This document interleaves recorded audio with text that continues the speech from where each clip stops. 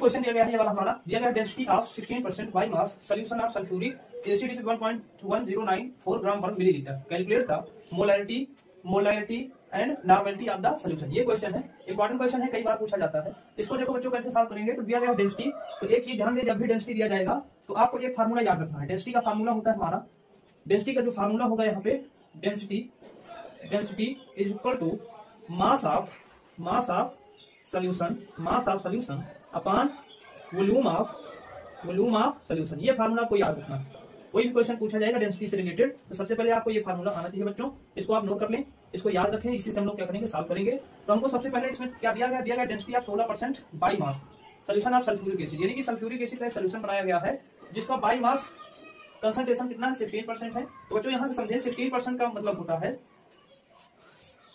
16% H2SO4 solution means 16 gram of H2SO4 present in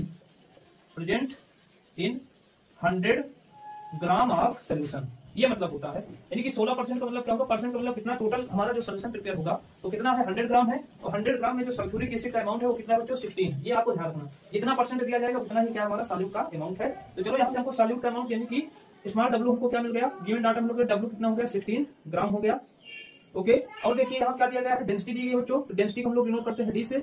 ये कितना दिया गया है, 1.1094 ग्राम पर मिलीलीटर। ओके, ग्राम पर मिलीलीटर ये दिया गया है, इतना आपको ध्यान रखना है। और कुछ इसमें दिया गया है और नहीं दिया गया, इससे हमको लोगों को क्या करना है, निकालना है। चलो देखते हैं इसमें।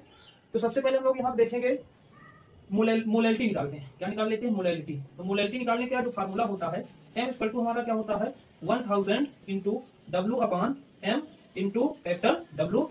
तो यहाँ पर देखो डब्ल्यू हमको मिल गया है और m क्या है, H2SO4, यानी कि m हमारा कितना हो जाएगा, H2SO4 का अगर हम लोग निकालेंगे तो H2SO4 का कितना हो जाएगा, H2SO4 मोलर मास इसका निकालना है। तो हाइड्रोजन का कितना होता है बच्चों, 2 होता है।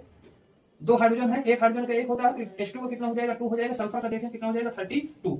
और यहाँ पे ऑक्सीजन कितना है, 4 है। तो एक ऑक्सीजन में कितना होता है, 16। तो हम इसको मल्टीप्लाई कर देंगे 4 से, कितना हो जाएगा। इसको जब आप सॉल्व करोगे तो यहाँ से कितना आ जाएगा बच्चों, 98 आ जाएगा। ये क्या है, मोलर मास ऑफ H2SO4, यानी कि हमको क्या मिल गया, यहाँ से m की वैल्यू भी मिल गई। ये कितना हो जाएगा, m की वैल्यू। अब क्या करेंगे, इसमें हम लोग पुट कर लेंगे। लेकिन एक चीज और ध्यान दें, इसमें हमको कैपिटल डब्ल्यू का अमाउंट इसमें नहीं पता है, तो सबसे पहले कैपिटल डब्ल्यू निकालेंगे। तो एक चीज समझ लें, कैपिटल डब्ल्यू कैसे निकालोगे, ये होता है solution is equal to solute plus solvent. Okay, तो हमको किसका अमाउंट निकालना है, सॉल्वेंट का अमाउंट निकालना है। सॉल्यूशन हमको पता है कितना ग्राम है, 100 ग्राम बच्चों, तो 100 ग्राम हो गया। अब यहाँ पे सॉल्यूट कितना है, सॉल्यूट 16 ग्राम है, कितना 16 ग्राम है प्लस सॉल्वेंट। तो यहाँ से हमको लोग क्या करेंगे, सॉल्वेंट निकाल लेंगे। क्या करोगे, इसको माइनस करोगे